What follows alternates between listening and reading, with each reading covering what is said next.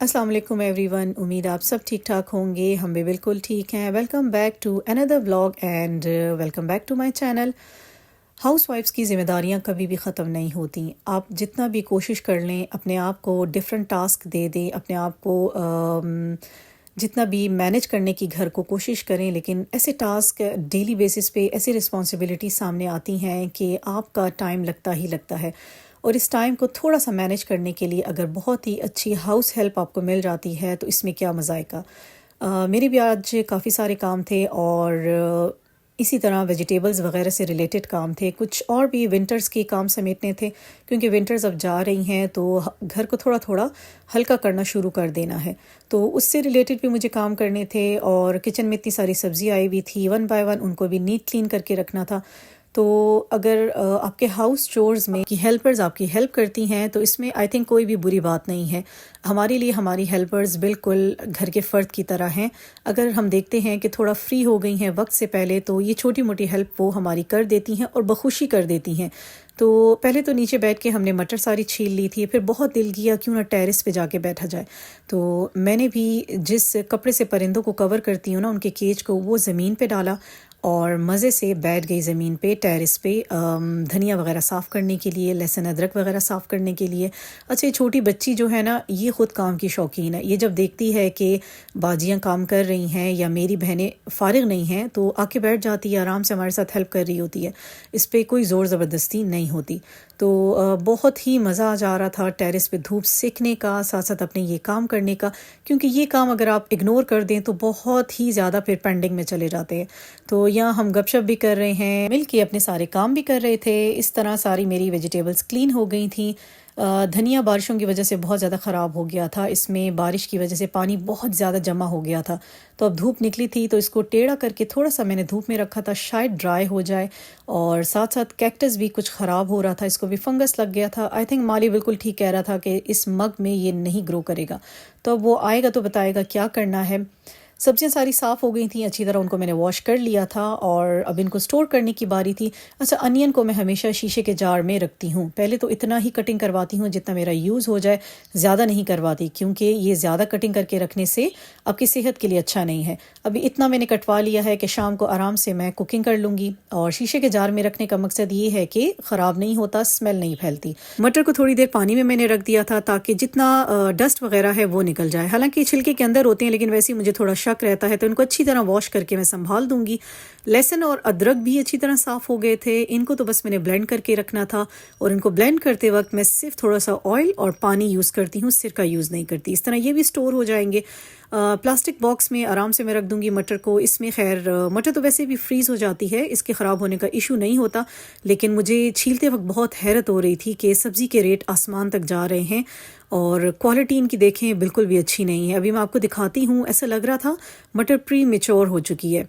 अब इसके कुछ मैं आपको दिखाती हूँ दाने जिनकी दुमें निकली हुई थी, तो आई थिंक ये प्री मेच्योर हैं या मेच्योर हैं, कुछ ऐसे ही लग रहे थे। तो इस क्वालिटी की सब्ज़ी आ रही है ना, टमाटर अच्छे हैं ना, प्याज अच्छी आ रही है और अदरक तो बिल्कुल केमिकल वाली आ रही है। प्राइजेस देखें तो इंसान हैरान रह जाता है, ये सब्ज़ी की प्राइजेस हैं या कुछ कह नहीं सकते। सो ये भी मेरी हो गई 2-3 टाइम, तो इसकी कुकिंग हो जाएगी, ये भी स्टोर हो गई। अच्छा, धनिया को मैं कैसे स्टोर करती हूँ, मैं धनिया को किसी भी टॉवल वगैरह में रैप नहीं करती। अच्छी तरह साफ़ कर लिया है, इसको मैंने वॉश नहीं किया। ये बॉक्स मेरे लिए बहुत ही यूज़फुल है क्योंकि इसके चारों तरफ और नीचे होल्स हैं, तो इसके जो नीचे वाला कवर है उसमें मैं टिश्यूज़ रख देती हूँ और ये साफ़ सुथरा धनिया इसमें पड़ा रहेगा। 2 से 3 या 4 दिन तो अच्छी तरह चल जाएगा। और इसी तरह लहसुन की ब्लेंडिंग हो जाएगी सिर्फ ऑयल और पानी के साथ, तो ये मेरे क्यूब फॉर्म में बन जाएंगे, तो बहुत मेरे लिए काम आसान हो जाएगा। अच्छा जी, इसके बाद एक और टास्क था क्योंकि विंटर्स जा रही हैं तो जो बहुत मोटा स्टफ़ है, कैप्स हैं, जो वूल की सॉक्स हैं, जैकेट्स वगैरह है, वो सब संभालनी थी। तो आज का सारा दिन मेरा इसी तरह गुजरा। अल्हम्दुलिल्लाह कि मेरी हाउस हेल्प ने बहुत मेरी हेल्प की है। तो जितनी जैकेट से बच्चों की जो अब यूज़ होने वाली नहीं थी वो हम लोग फ़िलहाल इस कबर्ड में रख रहे थे, फिर इंशाल्लाह आराम से उनको बैग्स में संभाल देंगे। तो यूं ही सारा दिन चलता रहा। काफ़ी सारी मोटी टाइट्स होती हैं बच्चों की, महात के मोटे ट्राउज़र्स थे, तो वन बाय वन उनको रखते गए और सोफ़े को क्लीन किया। थोड़ी सी देर में आपको मैं अपना छोटा सा टीवी लाउंज भी दिखाती हूँ, क्योंकि मुझे अच्छा नहीं लग रहा था एक एक कोना सेव करके और छुपा के वीडियोस बनाना। मैं सोच रही हूँ कि ओपनली सब कुछ दिखाऊं, देखूं आप लोगों का क्या रिस्पांस आता है। हैंगर्स को अरेंज करके रखना है, जितनी जैकेट्स वगैरह से ये निकले थे और जो यूज़ के कपड़े हैं वो भी साथ साथ तय करके अब संभालने थे। तो ये रात में ही वॉश हुए थे, अभी ये ड्राई हो गए थे, तो इनको मैंने संभाल के रखना है इनकी जगह पे। तो ये है जी मेरा छोटा सा सिंपल सा टीवी लाउंज। इसके सामने ही ओपन किचन है और मेरा रूम है। बस इतनी सी ही मेरी कुल कायनात है यहाँ पे। सोफ़ा कम बेड है, 7 सीटर सोफ़ा है। इसके साथ में ये रैक तो चला जाएगा धूप में, फ़िलहाल नीचे पड़ा होता है, लेकिन ये टेरेस पे चला जाएगा। यहाँ कबर्ड्स हैं हमारी, क्योंकि हमारे पास और कोई एरिया नहीं है, यहीं पे रखते हैं। टेबल पे मैस इसलिए लग रहा है कि बच्चों के एग्ज़ाम्स हैं, तो जितनी बुक्स वो यूज़ करते हैं यहीं पे रख देते हैं। एक वो साइड टेबल है, उसको भी अभी नहीं ऑर्गेनाइज़ किया हुआ, उसके नीचे डंबल्स पड़े हुए हैं हस्बैंड के। और ये जी एक मैट यहाँ पे डला हुआ है, वॉल टू वॉल कारपेट हमने नहीं डाला, क्योंकि सब चलते फिरते हैं यहाँ पे, कभी जूतों के साथ कभी क्या। और बस ये 7 सीटर सोफ़ा है, इसका एक सिंगल पीस मेरे रूम में है। और कंसोल भी कुछ इस तरीके से है कि उस पर भी हमने ज़रूरत की सारी चीज़ें रखी हुई हैं। नीचे बुक्स ही बुक्स हैं बच्चों की, ऊपर इनके बैग्स हैं, जाए नमाज पड़ी होती है, साथ में वो छोटा सा जो ब्लैंकेट है वो तोतों को कवर करने के लिए रखा होता है। तो ये जी छोटी सी दुनिया है हमारी। इसके सामने मेरा रूम है और सामने ही ओपन किचन है। तो मैंने कहा मैं ओपनली सारा दिखा दूँ, ताकि कुछ मुझे आप लोगों का रिस्पॉन्स भी पता चले। उसके बाद मैंने करनी थी लॉन्ड्री। ये सारे मेरे मॉर्निंग के काम थे, अभी नाश्ता वगैरह नहीं बनाया था।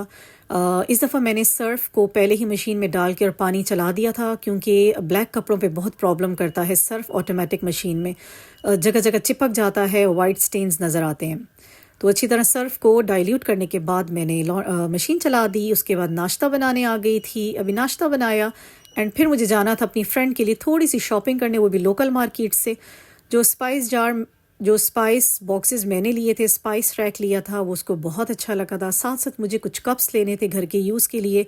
ये डिज़ाइन अच्छा लग रहा था, प्राइस भी रीज़नेबल थी। सो ये कप्स लिए एंड अपनी फ्रेंड के लिए मैंने लिया है ये ग्रे कलर का स्पाइस रैक। तो 2 कलर्स थे इसमें, रेड वाला था नहीं, ऑफ वाइट था एंड ग्रे था। तो मुझे और मेरी जेठानी को उसके लिए ग्रे कलर बहुत अच्छा लगा। तो बस छोटी सी शॉपिंग की उसके लिए। और पतीले हमें बहुत अच्छे लग रहे थे, मतलब ये स्टाइल बहुत अच्छा लग रहा था। प्राइस इसकी आपको मैं दिखाती हूँ। ये 2 kg का है, मीन्स कि इसमें 2 kg चावल बन सकते हैं। और इसके अलावा भी वो दिखा रहे थे कि इसी साइज़ में और भी बड़े पतीले हैं, लेकिन प्राइस को तो क्या कहें, महंगाई ही है। ज़ाहिर ऐसी ही प्राइजेस सामने आएंगी। जो 1500 2000 तक हम ले सकते थे 5 kg का पतीला, वो तो अब ये 2 kg वाला वो हमारे सामने वेट करके हमें दिखा रहा था कि 2700 में आपको मिल जाएगा सिर्फ 2 kg वाला ये सिल्वर का पतीला। सो मैंने तो नहीं लिया, ना ही मुझे अभी चाहिए था। फ़िलहाल तो ऐसे कोई इरादा ही नहीं है, काफ़ी सारे पड़े हुए हैं। घर आते ही जल्दी से आलू मटर बनाए और मेरी स्टोर की हुई सब्ज़ी ने कितनी मेरी हेल्प की।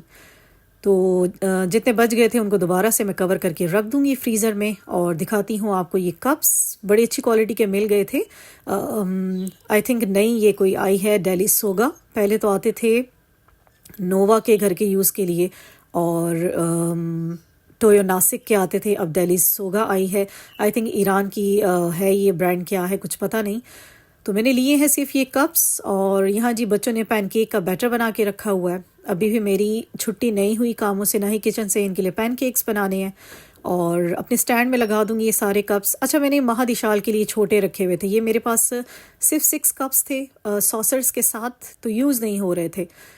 मैंने कहा बच्चे हैं, चलें इतनी ज़्यादा चाय वगैरह लेते नहीं, तो घर में यूज़ हो जाएंगे ये। और जो ब्लैक मैंने पहले लिए थे इनकी क्वालिटी कतई अच्छी नहीं निकली थी, बहुत ही बुरी क्वालिटी के ये निकले थे। सो इनको साइड पे कर देंगे और अपने तमाम इन कप्स को स्टैंड पे लगा दूंगी। लूँगी आपसे इजाज़त, मिलूँगी नेक्स्ट व्लॉग में। लाइक सब्सक्राइब एंड शेयर ज़रूर कीजिएगा और कमेंट में ज़रूर बताया करें कि कैसा लगा आपको व्लॉग। टेक केयर एंड अल्लाह हाफिज़।